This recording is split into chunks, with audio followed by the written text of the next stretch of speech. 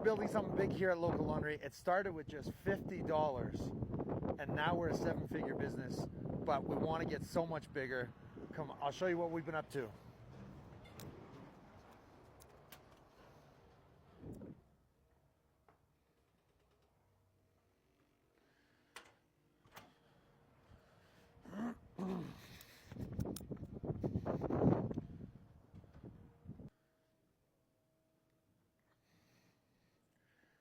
Back then I was doing everything by myself. I was living abroad in Sweden at the time doing my master's of business. I was doing an MBA, and so I was just doing this on the side.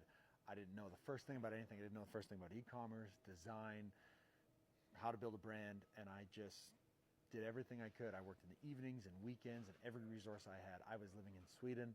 The orders were getting printed in LA and shipped to Calgary.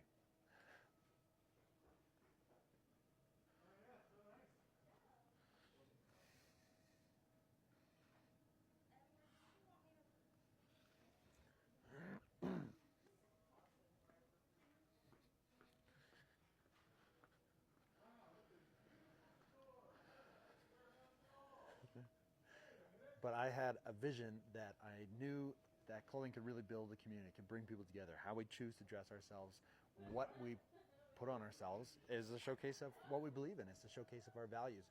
And those values can connect us with other people. And I thought that there was something there that could connect us with other people. And so I just kept exploring that more and more and more. Let me show you some of our earlier designs.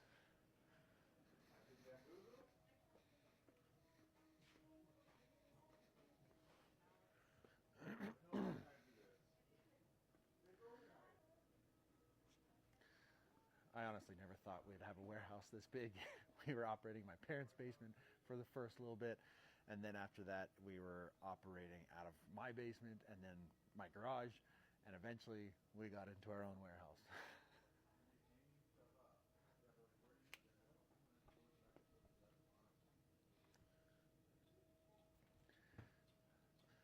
Welcome to the Local Laundry Archive. This is where we keep some of our samples, but also some of our earlier designs.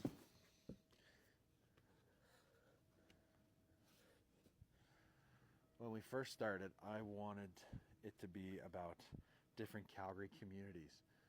So I wanted to be a different design designed by an artist from every community for every community in Calgary. I came up with the first ones.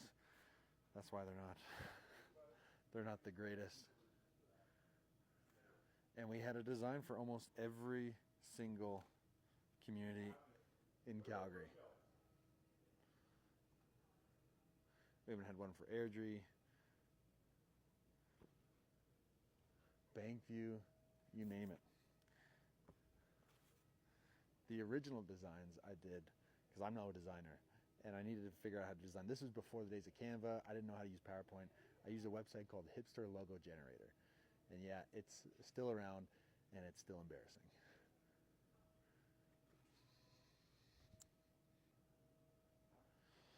So we started out by just having drop shipping, and then we eventually moved to printing in bulk and inventory because stores wanted to carry us. And I'll never forget the first time a store reached out and said, "Hey, we'd love to buy some of your clothing." And I was so scared and intimidated because I didn't know how that worked. So we showed up to our first meeting, had all our pieces of paper, prepared to go through a contract and all this, and I think I even wore a suit and had a briefcase and everything. And we met this person in some boutique shop, and we said, "How does this work? How do we negotiate, good sir?" They just said, "Well, it's really easy. You give us clothing, and we give you money." It's as easy as that.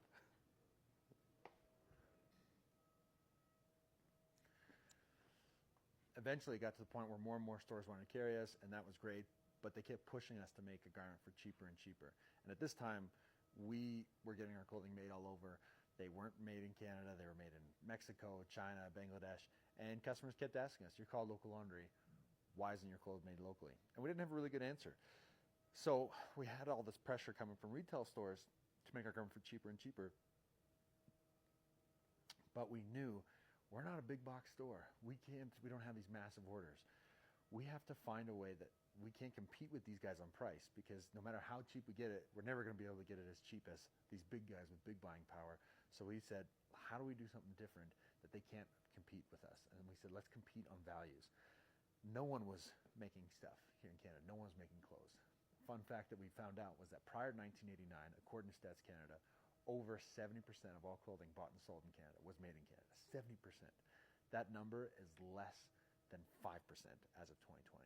And we kind of saw that and we thought, you know what, this might be a good opportunity to do something different, differentiate ourselves, create a premium brand that tells a story, that showcases our values.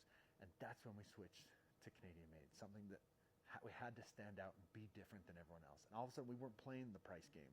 Our sweaters went from $60 overnight to $80. Now they're at $100. But what it did was we were able to start telling a story, and we were able to differentiate ourselves from just any other clothing company you see at the mall.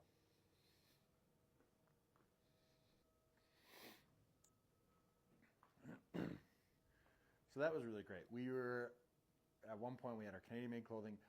I met my business partner. We still weren't full-time. We were working on this part-time. We still had these 9-to-5 jobs that we worked on, that we went and worked at, and then in the evenings and weekends, we packed orders, we filmed social content, that kind of thing. And finally in 2017, I was able to quit my job. The business, every dollar we made went right back into building the business. And I got to the point where I could finally pay myself a salary, and I was able to quit my full-time job and do this full-time. And then so our strategy at the time was get into more and more retail stores. Retail stores would pop these big orders. They'd place these massive orders, and that was great. We kept going into stores, more stores. At one point, we were in 25 stores across Canada, and that was great. And then the pandemic hit.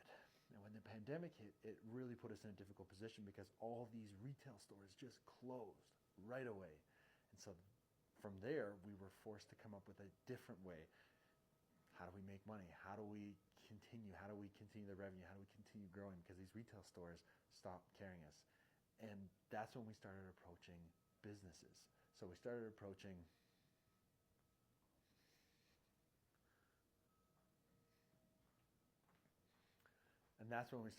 businesses. We started approaching different companies and say, hey, who does your merch? Who does your swag? Who does your clothing? Can we start making your clothing? Can we start making clothing that people actually want to wear, that's Canadian made, that's supporting local, that tells a story rather than just slap a logo on a piece of clothing, you know? That showcases a feeling, that tells a story rather than just putting a logo on something. And that's how we kind of grew the business. We've never taken any money out. We never taken any investors, no long-term debt. The money that we got from these custom orders went right back into building the business. And eventually we were able to hire a couple of people. We were able to bring my business partner on full-time. All these little things, step by step, moving forward one thing at a time.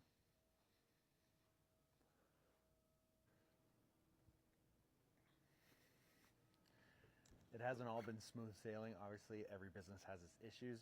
I like to think that every business is just a series of problems waiting to be solved. For every business problem, there's a massively big opportunity to solve them and find a solution. And that's one of the biggest lessons I've learned through all this is problems are going to happen in business. They're going to come, they're going to go.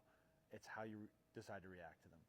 And if you can focus on the solution and not the problem, you know, one of our great mentors, they said, let's make lemonade, right? Stop focusing on the lemons and let's make lemonade. Stop focusing on who's to blame, how this happened, blah, blah, blah, and how are we going to fix this? How are we going to make this right? What are we going to do for the customer, right? And that's really what it's all been about.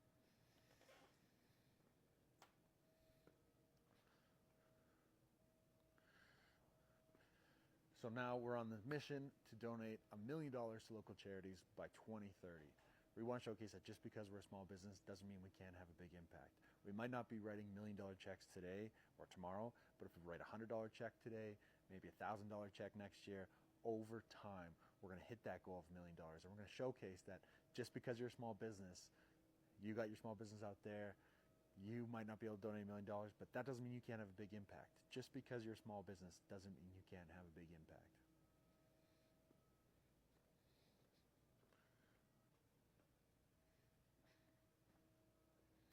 So, for example, when the wildfires hit Jasper, overnight we came up with a Jasper t-shirt design. We threw it up on our website and said that 100% of all profits would go to supporting the Canadian Red Cross to help those that have been impacted by the Jasper wildfire. We went to our decorators, we went to our manufacturers, said, what can you do to bring the cost down as much as we can in order to donate as the most amount of money that we could. And in 5 days, we sold over 1,000 t-shirts. Over 1,000 t-shirts by simply just putting it out there, giving people an opportunity, an avenue to help to... Sometimes people just need to be shown how they can help. They don't know how to help. So we just put it out there, and we were absolutely blown away by the amount of people that wanted to help us, that bought a t-shirt, that supported us, that shared it out, and we sold over 1,000 t-shirts in 5 days.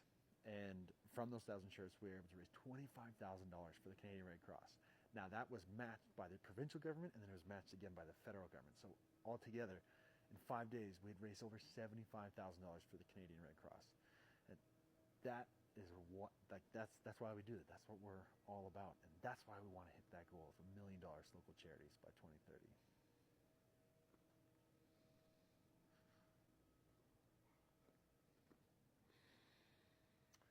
So this is just the beginning of Local Laundry. I want to start sharing the story, telling you about the ups and downs, the key business lessons, what we've learned. We have big things coming. There's more to come. We have new products, new stories. We have new products, new stories, and even bigger goals. So stay tuned, subscribe. Next week, I want to tell you about our biggest custom order that we ever got. Absolutely game-changing, life-changing. I can't wait to share it with you.